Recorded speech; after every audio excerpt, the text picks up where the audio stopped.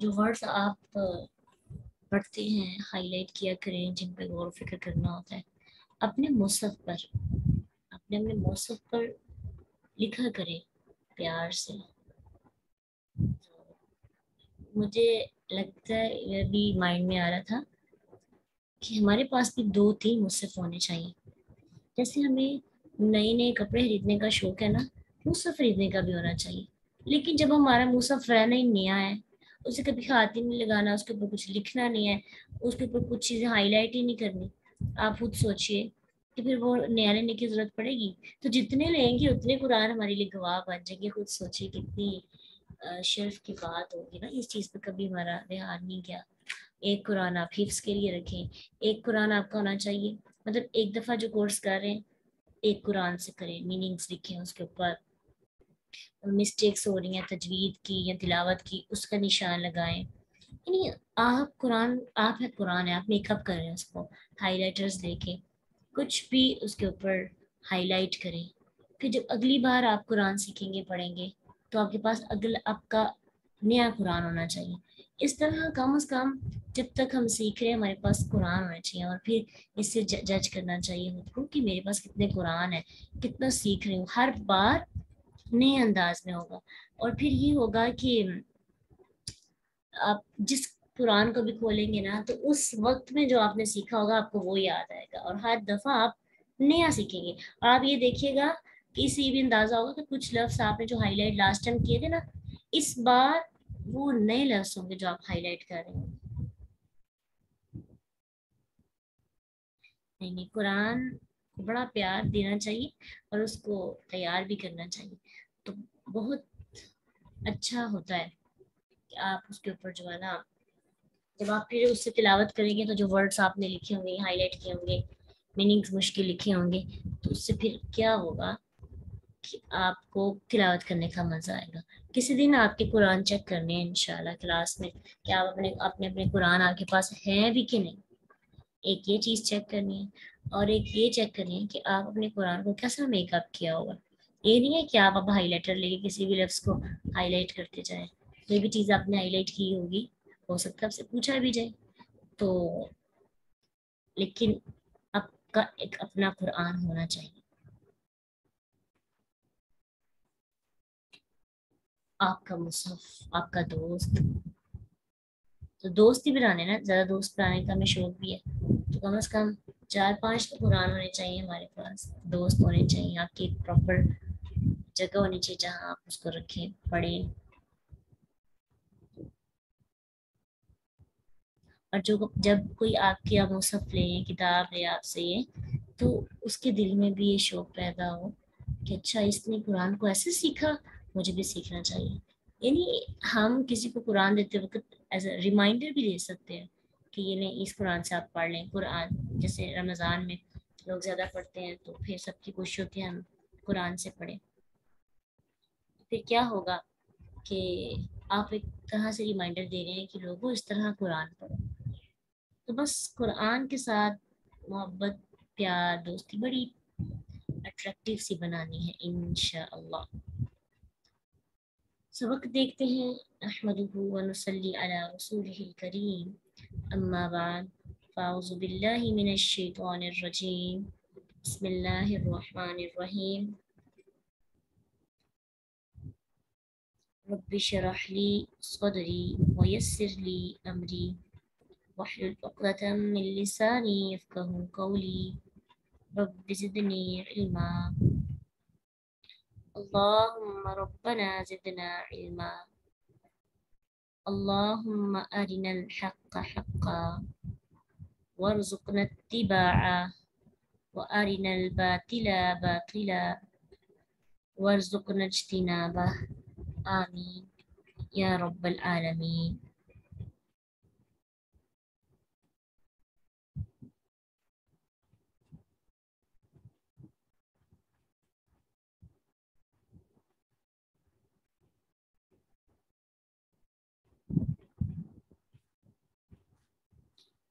وَيَسْأَلُونَكَ عَنِ الرُّوحِ، وہ سوال کرتے ہیں آپ سے روح کے بارے میں.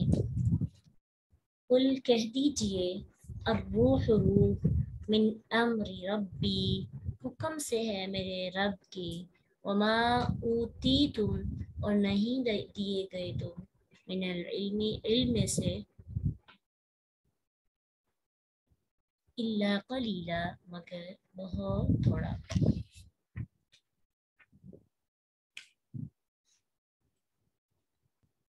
अच्छा, ये आयत नाजिल हुई, इसका शान नज़ूल क्या है? कुछ आयतें ऐसी होती हैं जिसका शान नज़ूल होता है, यानी वाक़या होता है और फिर उस बिना पर वो आयत नाजिल होती है।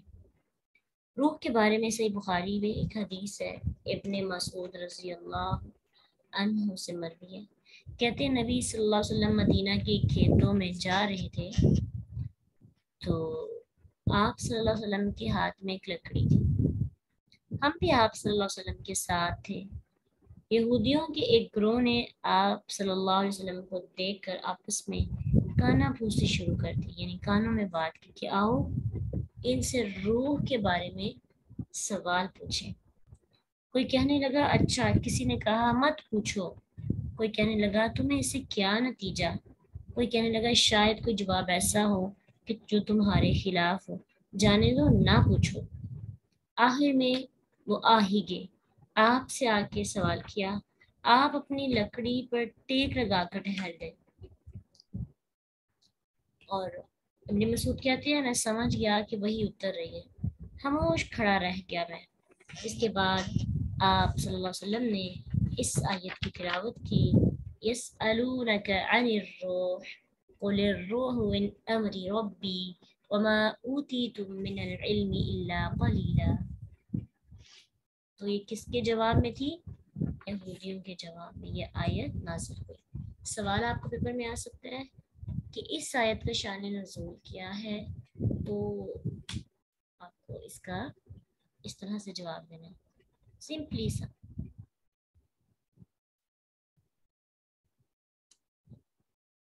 अच्छा, अब ये है कि रूह असल में है क्या। रूह का लफ्ज़ कुरान में कई मीनिंग्स में इस्तेमाल होता है। आपके लिए एक असाइनमेंट है, जो जिनके खास तौर पे पेपर्स नहीं भी हैं, कोशिश करें, वैसे सारे करने की कोशिश करें, और लेकिन करेंगे तो आपके इल्म में इजाफा होगा और मेरा ख्याल आपको करनी भी चाहिए। देखते हैं फिर आपके ग्रुप लीडर से देखेंगे कि किसने की है। असाइनमेंट ये है कि कुरान में ना बहुत से मीनिंग्स हैं रूह के। मसलन आप नोट करते जाएं, वही के लिए भी रूह का लफ्ज़ इस्तेमाल हुआ है। और सूरत मुमिन आयत 15 में, सूरत मुमिन आयत 15 में रूह का लफ्ज़ इस्तेमाल हुआ है किसके लिए? वही के लिए। ये आयत आपने लिखनी है, इसका तर्जुमा। उसके बाद सूरत मुजादिला आयत 22 में रूह का लफ्ज़ कुव्वत और साबित कदमी के लिए इस्तेमाल हुआ। ये भी आपने आयत लिखनी है और मुतालिया करना है, इसका मतलब आयत बस आपने लिख के लेके आनी है। जिब्राइल अलैहिस्सलाम के लिए रूह का लफ्ज़ इस्तेमाल हुआ सूरह शुआरा आयत नंबर 193 में। जिब्राइल अलैहिस्सलाम के लिए रूहुल कुदस। सूरह शूरा आयत 52 में लफ्ज़ इस्तेमाल हुआ रूह का कुरान के लिए। और फिर मसीह अलैहिस्सलाम के लिए भी रूह का लफ्ज़ इस्तेमाल हुआ सूरत निसा आयत 71 में। अब यहाँ पे जो रूह का मतलब है उससे मुराद क्या है? बदन के अंदर जो जिंदगी दी गई है वो है रूह, और हर शख्स उसका मुशाहिदा करता है, कोई से इनकार नहीं कर सकता। इसीलिए अल्लाह सुब्हाना ताला ने यहाँ फरमाया ना,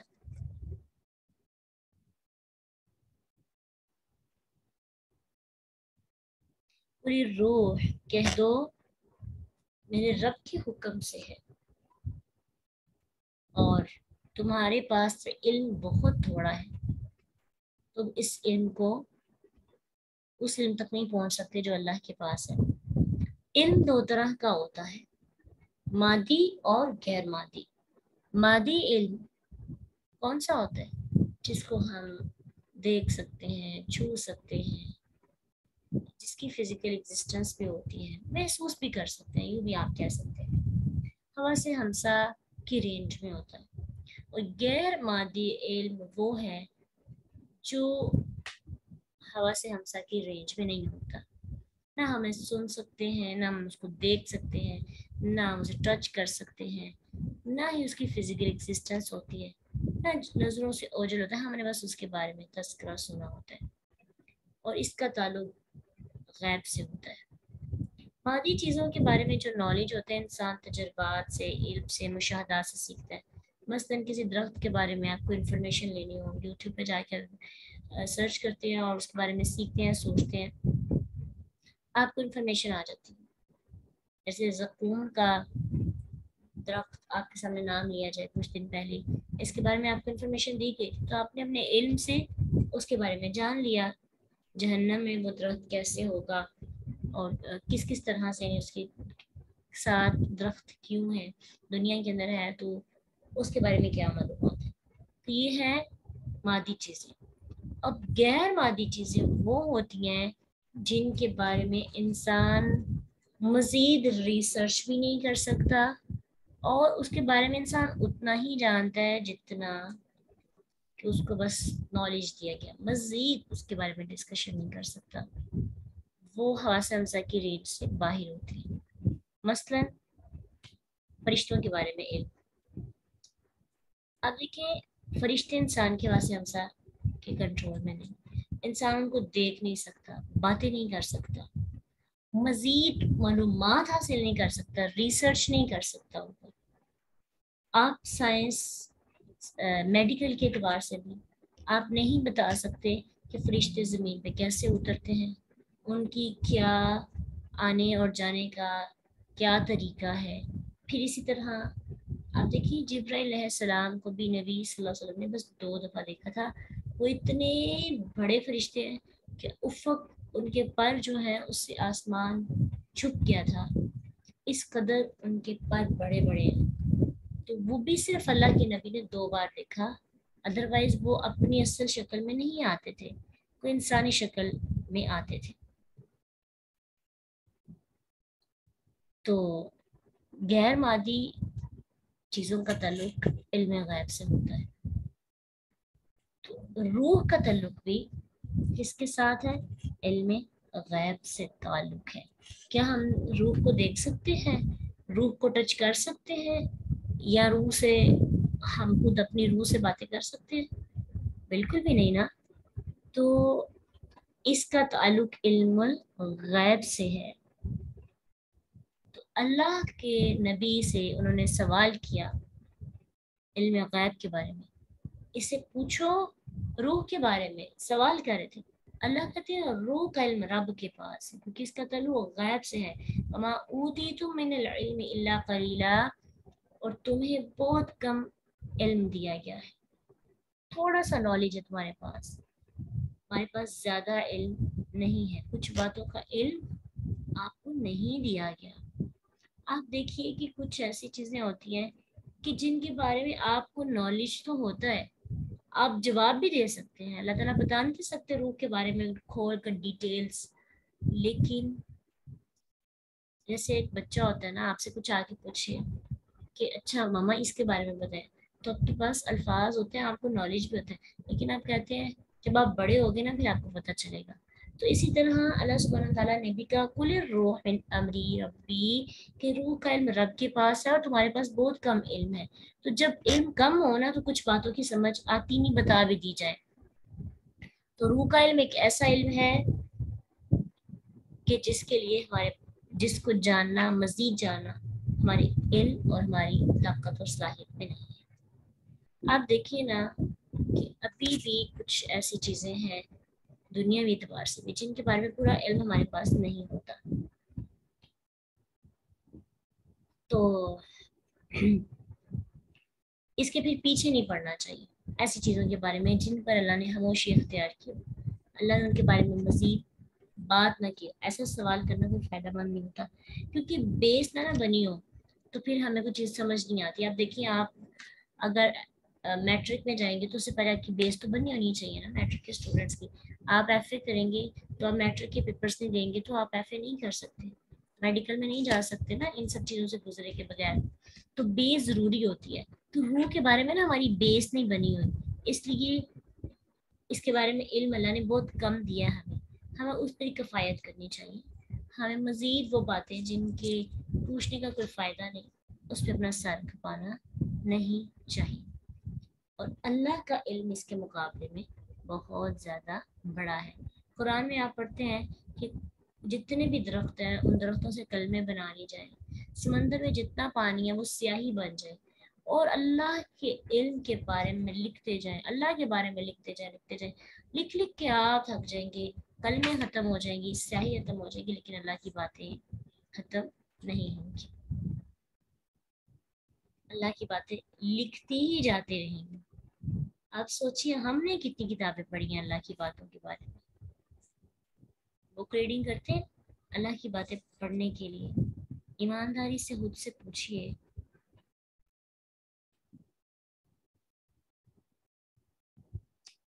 ایمانداری سے خود کو پوچھیے کہ میں نے کبھی علم کے لیے, اللہ کے بارے میں نالج حاصل کرنے کے لیے کبھی کوئی کتاب پڑھی؟ تو اپنے سلیبس کے علاوہ, یعنی جو قرآن ایک آپ کا سلیبس ہے کے علاوہ بھی بکس پڑھا کریں, ریڈنگ تھوڑی سی, یعنی یوں سمجھیں کہ اپنی روٹین کے اندر بھی شامل کرنا چاہیے. لیکن بڑے افسوس کی بات ہے کہ ہم نہیں پڑھتے. یعنی ہم لوگوں کا مزاج شاید پڑھنے والا ہو لیکن حالات پڑھنے والے نہیں. وقت کی قلت اتنی زیادہ ہے, ہم مصروف بھی ہیں لیکن پھر بھی ہمیں کچھ حاصل نہیں ہو رہا. ان پروڈکٹیو کاموں پہ ہم بہت سا وقت گزار رہے ہیں, اور جو پروڈکٹیو کام ہے, جو اصلاحی اپنی تربیت کے کام ہیں, ان کے لیے ہمارے پاس بچا کچھ سا ٹائم ہوتا ہے, اور اس بچے کچھ ٹائم میں بھی ہم گرتے گرتے آتے ہیں اور کچھ چند باتیں لے لیتے ہیں اور اس کو باندھ دیتے ہیں.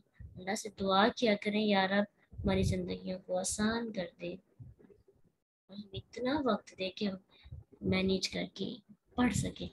مجھے یاد ہے کہ جو بک ریڈنگ میں خود بھی کیا کرتی تھی نا, تو بک ریڈنگ سے جو ہے بہت زیادہ چیزیں سمجھ آتی ہیں اور انسان کا اندر صاف ہوتا رہتا ہے, دھلتا رہتا ہے. اب تو بک پرچیز کرنا بھی ہم پسند ہی نہیں کرتے, موبائل پہ ہی سیٹنگ کر لیتے ہیں. تو میرے خیال میں یہ ٹرینڈ آنا چاہیے دوبارہ بکس پڑھنے کا. بکس ہم پڑھتے تو ہیں لیکن وہ بکس پڑھنا نہیں ہوتا, وہ نہیں مطالعہ نہیں کرتے, وہ رٹا لگاتے. تو کم از کم جو آپ فرائیڈے کے لیے لیکچر دیتے ہیں پوری کی پوری آپ کو چیزیں نہیں سمجھائی جاتی ہیں, بتائی جاتی ہیں, چند چیزیں بک کے اندر ہی رہ جاتی ہیں. تو وہ کتاب سے آپ ڈسکس کر لیا کریں, پڑھ لیا کریں, تھوڑا سا مطالعہ کی غرض سے, سلیبس سمجھ کے نہیں, مطالعہ کرنے کے لیے خود پڑھا کریں تاکہ آپ کے اندر بھی جو ہے نا مزید شوق پیدا ہو. اور اگر تو کتاب آپ کے پاس سافٹ ویئر سے بہتر ہے ہارڈ ویئر, ہارڈ فارم میں ہو تو زیادہ بہتر ہوتا ہے. جو آپ کو ویسے فزیکلی طور پر کتاب پڑھنے کا مزہ آتا ہے موبائل پہ بالکل بھی نہیں آتا, لیکن کوشش کر سکتے ہیں. بہت زیادہ اللہ تعالیٰ سے دعا کرتے ہیں اللہ ہمیں وقت, بہت ہمارے وقت میں برکتیں پیدا کر دے. ہم جتنا بھی علم حاصل کر لیں وہ بہت تھوڑا ہے, بہت تھوڑا. لیکن اگر ہم حاصل ہی نہ کریں تو پھر تو ہے ہی نہیں ہمارے پاس نالج. تو آگے ہم بہت کم نالج دیے گئے ہیں, اس کا بھی کچھ حصہ نہ سیکھیں. اما اوتیتم من العلم الا قلیلا, نہیں دیے گئے تم علم میں سے مگر تھوڑا. اس آیت سے پتہ چلتا ہے کہ اللہ تعالیٰ نے لوگوں کو صرف وہ باتیں بتائی ہیں جن کی انہیں ضرورت ہے, جو انسانی عقل اور فکر میں آ سکتی ہیں. جو باتیں انسانی فکر کے سوچنے پر نہیں آ سکتی, انسان کی رینج سے باہر ہوتی ہیں, اللہ نے ان باتوں کو بتانے کی ضرورت محسوس نہیں کی. وہ اللہ نے ایک راز میں رکھی ہیں, وہ غیب کی چیزیں ہیں جنہیں اللہ کے سوا کوئی نہیں جانتا. وہ کیا ہیں, کیسے آئیں, کس طرح جاتی ہیں, کہاں سے آئیں, کہاں جاتی ہیں, محلوق کو صرف اتنا پتہ ہے جتنا اللہ سبحانہ تعالیٰ نے ظاہری طور پہ بتایا، باقی آگے سب بے بس ہے۔ اللہ تعالیٰ کا علم بہت زیادہ ہے سمندر جیسا، اور ہمارا علم وہ جو پرندے کی چونچ میں پانی ہے نا اس سے بھی کم ہے، ٹھیک ہے؟ تو کبھی بھی یہ نہیں کہنا چاہیے میرے پاس تو بہت نالج ہے، میں تو بہت کچھ سیکھا، بہت علم آ گیا ماشاء اللہ سے۔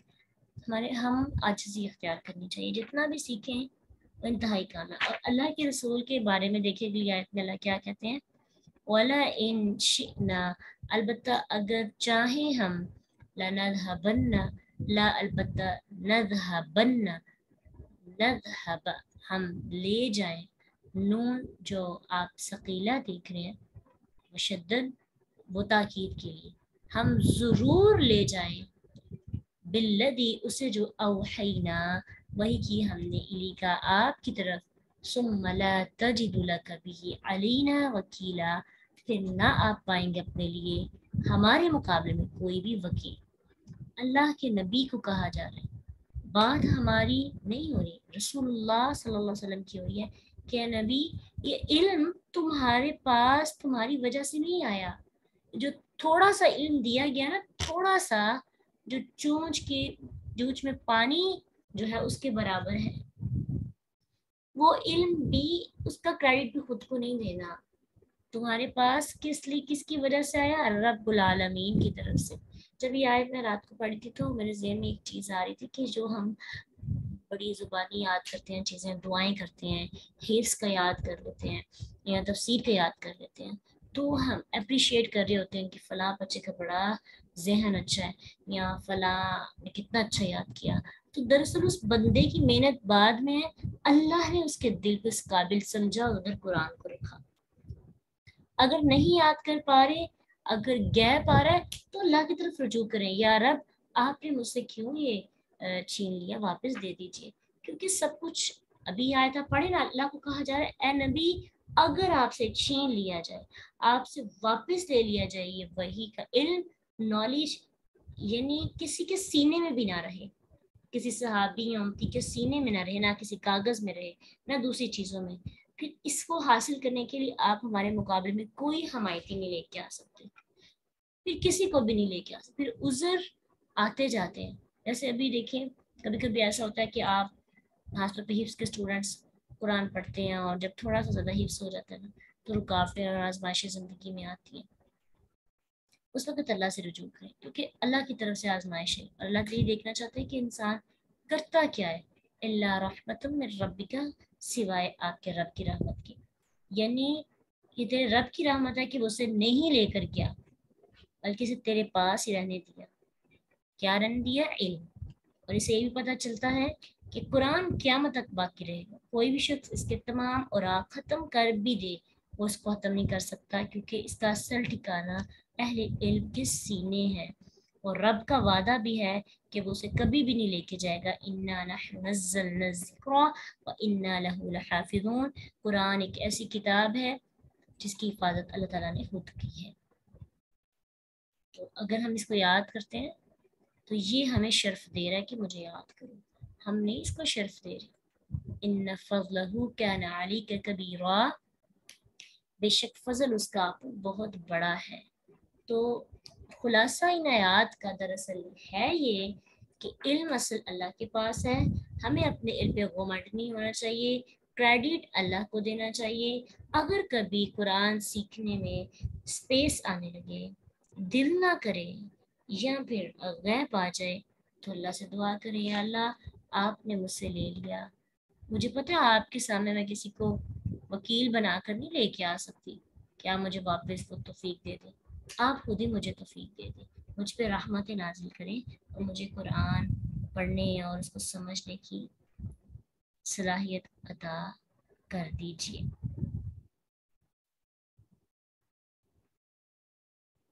ٹھیک ہے، اللہ تعالیٰ سے دعا کرنی ہے، جب بھی علم کے راہ میں رکاوٹ آئی آیت یاد کرنا، تو اللہ تعالیٰ کی طرف سے اللہ چاہے تو مجھے بہت علم دے سکتے ہیں۔ ان فضلہ کان علیک کبیرا، بے شک فضل اس کا، اللہ کا آپ پر بہت بڑا، ہمیشہ سے آپ پر اللہ کا فضل رہا ہے، بہت بڑا۔ تو یہاں فضل کبیر اور دوسری جگہ فضل عظیم کی بات ہوئی نا. یہاں پہ اللہ تعالیٰ نے نبی صلی اللہ علیہ وسلم پر جو فضل کیا اس کو کبیر کے ساتھ نسبت دی.